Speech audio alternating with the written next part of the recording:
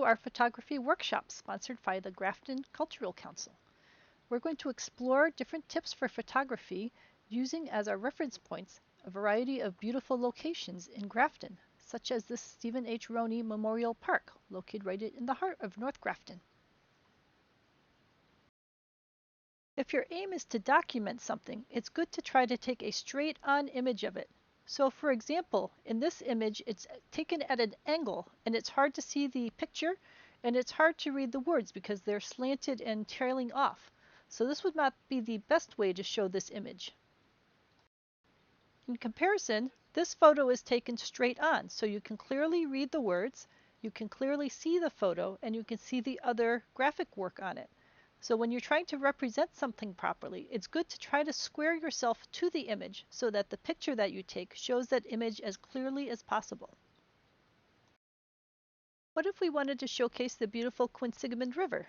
Well, this picture does have the river in it, but it also has trees as the main focus image, cars driving past, and in general, it's really hard to see the river. I think you can see the problem here. Now the fence is in the way.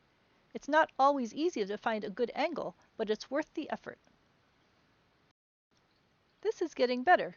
Now most of the fence is out of the way, but there's still a little distraction of the fence and a little distraction of the road above. So can we make this better? Now take a look at this image. Your eye is drawn into the light in the center and then beyond to the reflections of the building. You've got the brickwork and the textures of the stone. You've got the reflections of the stick in the middle, and you've got some framing from the grass and the tree.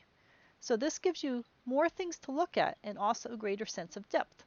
In the end, it's all up to your artistic vision and what you want to portray, but think about ways in which the eye is drawn into the image and what distracts from what you're trying to portray.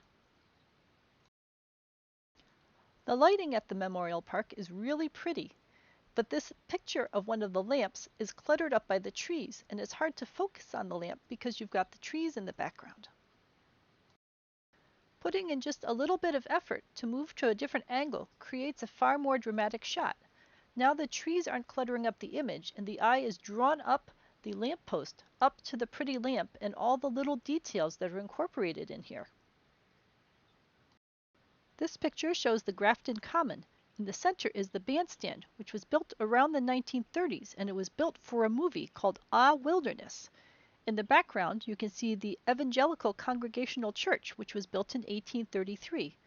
But because of the angle chosen here, the bandstand covers up the church and you can't see either of them very well. So what if we tried a different angle? So now we've chosen a different angle, and now we can see the church and the bandstand both together.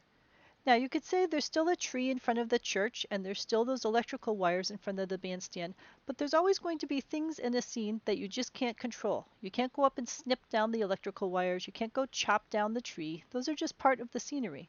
So either you learn to get very good in Photoshop to edit some of those things out, or maybe you learn how to do watercolors or acrylics or oil paintings, and that way you can paint the scene and you can remove the elements that are distracting from you and focus in on the elements that you like. So there's always going to be a balance in there. There will be some things you can control and some things that are just out of your control. Here's the beautiful Grafton Public Library, also located on Grafton Common. This was built in 1867. This historic building is beautiful, but when we try to take a picture of it from the middle of the Grafton Common, you can see how the tree is in the way, and the cars, and the fences, and everything else. So you can barely see the library itself with all of these other things cluttering up the screen. Now we've stepped closer, and I've also done some Photoshop work to remove some of the branches out of the top area. So now the image of the library itself is much clearer. We've still got the construction fences around the side and the long, swooping electrical lines across the front. So this again gets to a point where either you can work in Photoshop for a while and try editing out some of those elements, or you can learn some skills in watercolors or acrylics and oils, and that way you can learn how to paint this without having those different elements in there. And it depends what you're trying to portray. If you're trying to portray a stage in the construction process where this library is being renovated, then that's great. You would want to keep those elements in there. But if you're aiming for more of a classic New England shot where you want to show the historic building, then you might want some of those other elements out of there so that you can focus in on the building itself. So let's look at this photo of the Grafton Inn, a historic building right on Grafton Common that was built there in 1805. What do you think might be improved about this photo of the Grafton Inn?